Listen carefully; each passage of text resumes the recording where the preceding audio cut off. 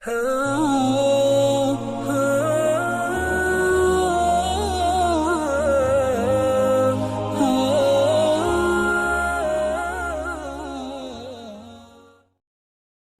yang dibela sama Allah Subhanahu wa taala itu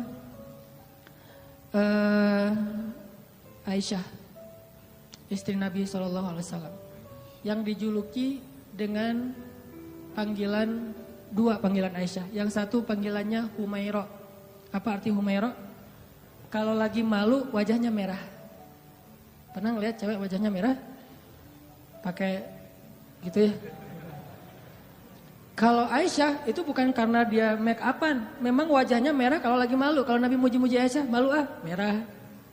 Malu pakai ngomong. Itu mah saya.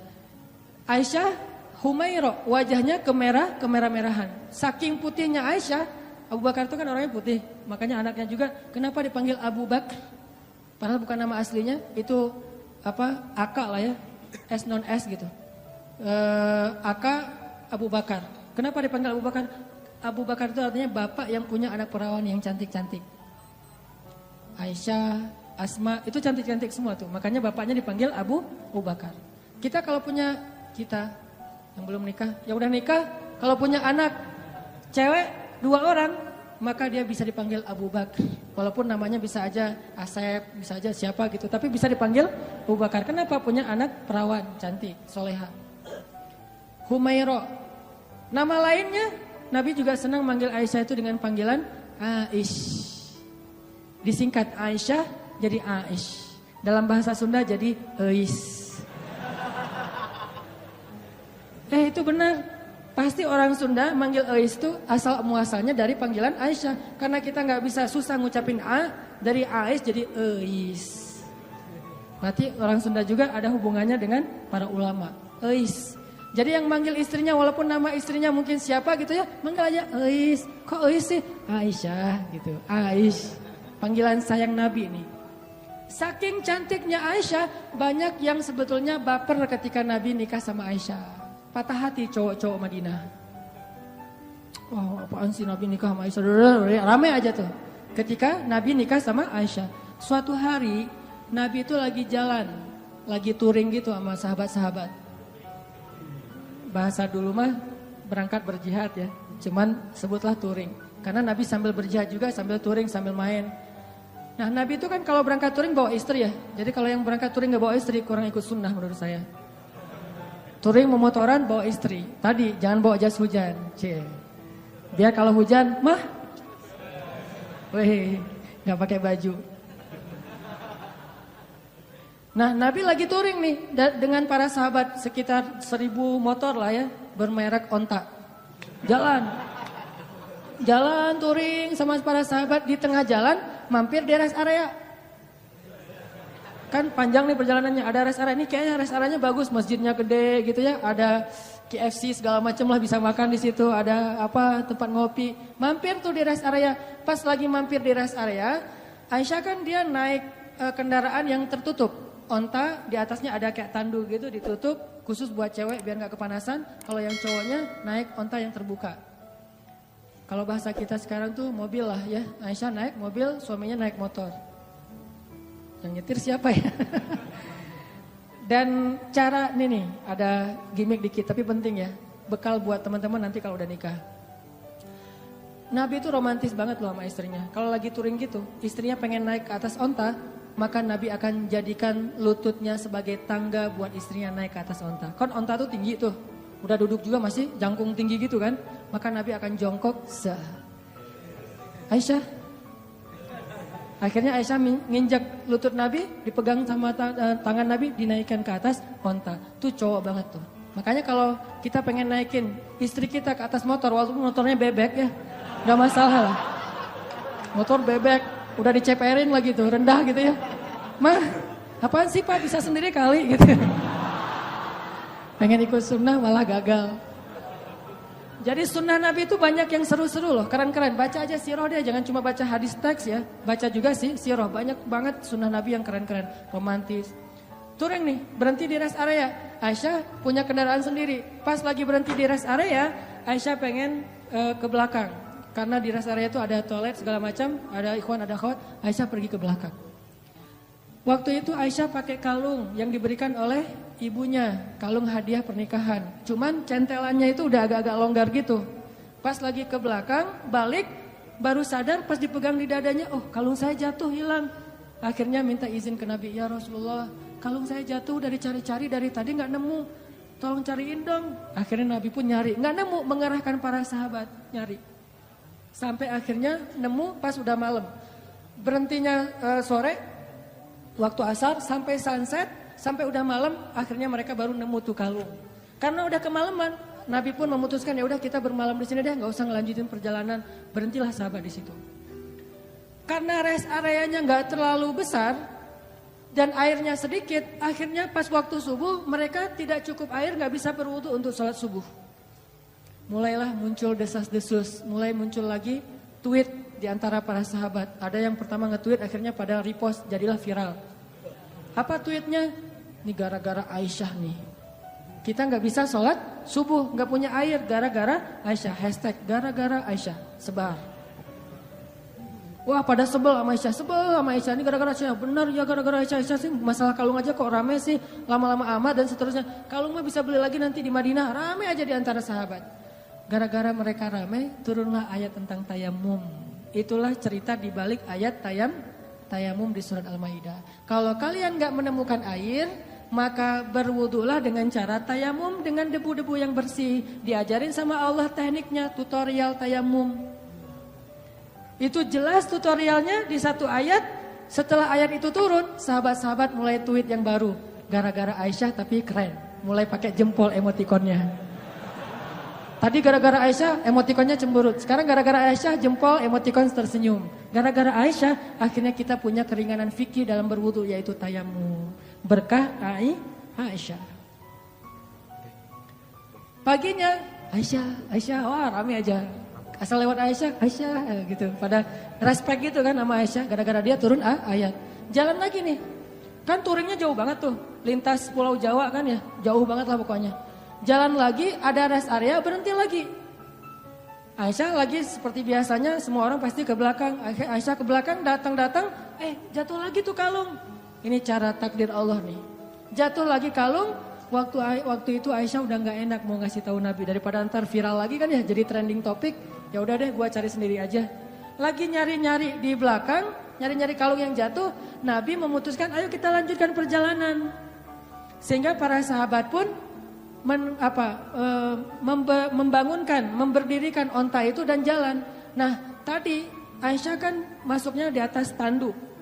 Waktu itu sahabat yang mengangkat tanduk nggak sadar kalau di dalamnya Aisyah udah nggak ada. Kenapa? Itu menunjukkan bahwa Aisyah itu kurus. Itu komen ulama di hadis tersebut. Makanya kalau baca hadis jangan cuma baca teksnya, baca komennya juga. Biar lebih jelas gitu. Oh ternyata kata ulama Aisyah itu kurus. Kenapa bisa kurus? Dia rajin zumba.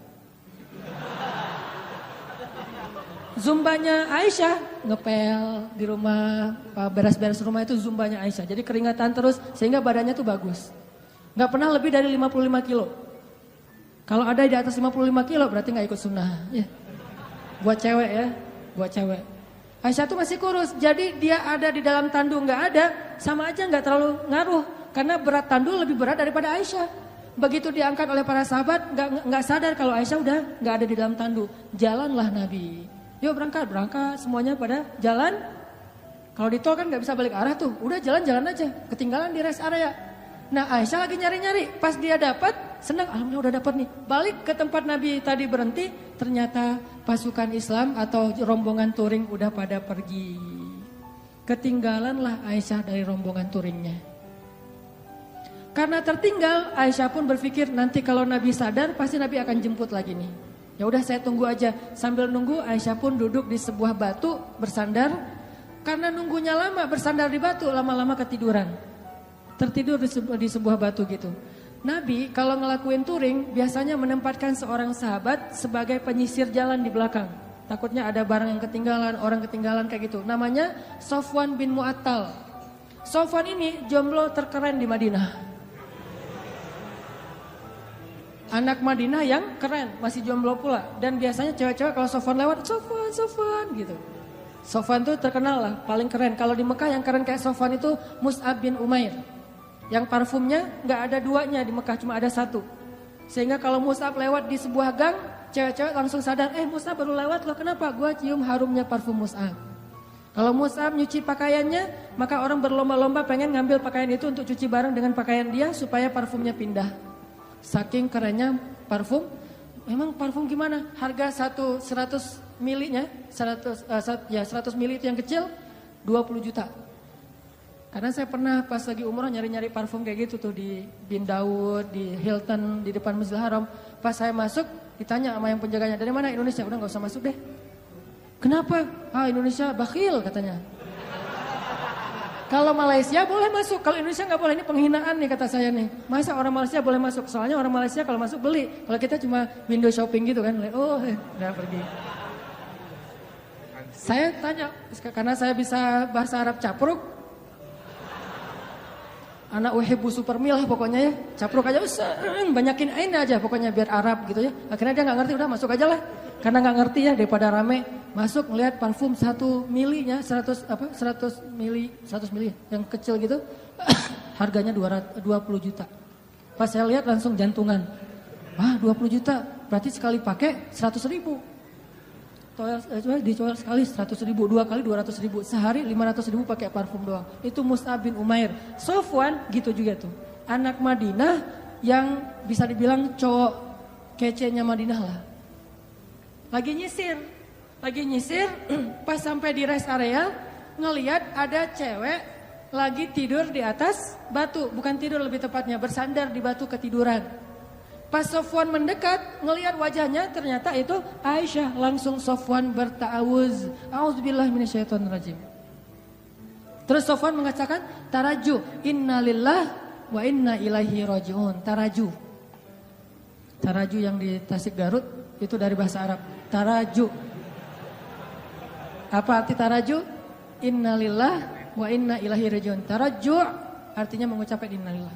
Langsung Sofwan, innalillah wa inna ilaihi raji'un, berpaling. Coba bayangin, solehnya Sofwan. Kalau kita kan alhamdulillah. Kebaliknya. Kalau Sofwan innalillah, nih cowok keren tuh kayak gitu tuh. Innalillah. Kalau Maryam ngelihat Jibril, kan Maryam pernah lagi sendirian tuh di mihrab, lagi berzikir, tiba-tiba datang cowok keren namanya Gabriel. Jibril itu kan kalau turun ke bumi berwujud basyaron sawiya, laki-laki yang sempurna. Pas Maryam ngelihat cowok keren gitu, apa kata Maryam? A'udzubillah. Bukan Masya Allah, bukan. A'udzubillah. Jadi cewek-cewek nih kalau ngelihat postingan ada cowok yang keren, a'udzubillah. Yang mana ya tadi? A'udzubillah aja, jangan dilihat. Yang cowok-cowoknya ada yang cewek keren, innalillah wa inna ilaihi raji'un. Jadi kalau cewek-cewek nanti di luar dengerin ada yang tarajo, berarti ada yang keren tuh. Mana. Innalillah wa inna ilaihi raji'un. Karena ucapan tarajunya keras, akhirnya Aisyah kaget dan bangun. Pas Aisyah bangun langsung Aisyah nunduk gitu karena malu kepada Sofwan. Sofwan gak banyak nanya, Aisyah ngapain sendiri di sini, lagi nungguin saya ya? Enggak. Nih, solehnya sahabat ya, biar kita bisa ngebandingin sama kita. Enggak nanya Aisyah lagi ngapain di sini, Aisyah kenapa duduk di situ, Aisyah enggak. Begitu udah selesai taraju, Aisyah bangun, Sofwan langsung mengambil ontanya, didudukkan di dekat Aisyah, terus Sofwan menjauh dan membelakangi. Untuk apa? Biar Aisyah naik ke atas onta dan Sofwan gak ngelihat gimana cara si cewek itu naik. Kalau udah nikah romantis banget, kalau belum nikah terjaga banget. Tuh benar-benar orang-orang yang luar biasa. Belum nikah dia menjauh. Gua gak pengen lihat gimana cara Aisyah naik di atas motor, kan naiknya cewek di atas motor apalagi boncengan pas pulang sekolah kan agak sesuatu ya. Bahaya kan? Nah, Sofwan gak mau ngelihat itu. Cara cewek naik, walaupun Aisyah itu sangat terjaga auratnya, tapi masih Sofwan menjaga hatinya. Gak mau lihat ngelihat ke sana, tapi sebelah sana ada cermin jadi bisa tembus ke belakang. Gak ngelihat. Kalau di mall kan suka gitu ya, buang muka gitu ke arah cermin, biasa bisa ngelihat dari sebelah sana. Bukan pengalaman ya. Pernah. Nah, akhirnya Sofwan menjauh, membelakangi Aisyah. Dalam durasi kira-kira si cewek ini udah selesai naik ke atas unta. Begitu udah selesai, Sofwan datang ngambil tali kekang unta dan ditarik. Untanya berdiri jalan. Sofwan jalan kaki di depan, Aisyah naik di atas onta. Itu cara paling bagus boncengan. Jadi jangan dibonceng gitu. Apalagi ini ojek-ojek online ya. Kalau yang ordernya cewek, Neng, naik Neng. Kita mah gak usah naik ke atas motor, di samping aja dorongin motor. Kenapa Mang kok gitu caranya? Sofwan. Sofwan itu siapa? Gak pernah ikut talim ya. Makin sombong ya, makin ria. Sofwan narik tuh tali kekang onta, Aisyah di belakang. Gak pernah sekalipun Sofwan menoleh ke belakang. Aisyah butuh sesuatu? Enggak. Atau mungkin bisa miss call kalau ada apa-apa. Ini nomor saya, modus. Gak ada sama sekali. Aisyah gak diajak ngobrol, Aisyah kenapa tinggal sendiri dan segala macam. Enggak sama sekali, diam sepanjang perjalanan sampai di Madinah. Nabi sampai di Madinah gak sadar kalau Aisyahnya ketinggalan. Karena Nabi gak langsung pulang. Biasanya nyambut tamu dulu, ada urusan negara lah. Nah, lama baru dari belakang Aisyah dengan Sofwan muncul. Di Madinah waktu itu kebenaran orang-orang Yahudi lagi nongkrong di gerbang. Karena salah satu hobi orang Yahudi itu nongkrong di jalan. Senang banget nongkrong di jalan tuh. Nongkrong gitu-gitu ya. Di jalan. Nah pas lagi orang Yahudi nongkrong di jalan, tiba-tiba dari kejauhan datanglah Aisyah dengan Sofwan berdua. Tapi satu di atas onta, satu lagi narik tali kekang onta. Orang Yahudi tadi lagi nongkrong nih, lagi ngobrol. Datanglah Aisyah sama Sofwan, begitu mereka ngelihat Sofwan dan Aisyah, langsung sepi. Diam semua orang Yahudi, diam aja. Diam, tuh ada yang lewat. Diam, pas sudah lewat, gue bener ngelihatnya tadi gak bermimpi nih. Enggak, gue juga ngeliat yang sama. Bener kan Aisyah, bener. Mulai gosip muncul. Judulnya masih aman nih. Aisyah dan Sofwan pulang berdua. Judul standar lah ya, mainstream. Judulnya Aisyah dan Sofwan pulang berdua. Bener gak? Bener, tapi orang persepsinya apa? Selingkuh kan? Ada affair nih antara Aisyah dengan Sofwan. Judulnya gak bisa dihujat. Saya tuntut kamu pencemaran nama baik, gak bisa. Orang judulnya bener. Aisyah dan Sofwan pulang berdua. Atau nanti dikembangin lagi. Aisyah dan Sofwan ada apa? Tanda tanya. Bisa aja kayak gitu. Ada apa dengan AADA gitu. Ada apa dengan Aisyah.